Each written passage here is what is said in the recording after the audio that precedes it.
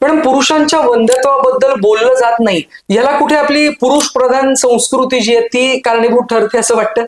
काय होतं माहितीये का, जेव्हा प्रेग्नन्सी राहत नाही ना, तेव्हा एखादा पुरुष त्याच्या बायकोला टेस्टिंगसाठी घेऊन येण्यामध्ये किंवा काही ट्रीटमेंट ऑप्शन्स आहेत, अगदी लॅप्रोस्कोपी पर्यंतही तयार असतो की नाही मूल झालं पाहिजे.